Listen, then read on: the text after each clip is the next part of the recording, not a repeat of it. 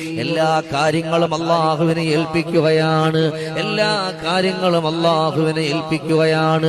ജീവിതത്തിന്റെ ഏതു വലിയ മേഖലകളിലൂടെ കടന്നു വന്നാലും, ജീവിതത്തിന്റെ സങ്കടങ്ങളിലൂടെ മുന്നോട്ട് പോയാലും, എന്റെ പ്രിയമുള്ള ഉമ്മമാരോട്, സഹോദരിമാരോട് പറയാ, സങ്കടങ്ങൾ വരുമ്പോ, വേദനകൾ വരുമ്പോ വീടിന്റെ അകത്തട്ടിൽ ഇരുന്നു കൊണ്ട് കരയുന്നവരാണ്.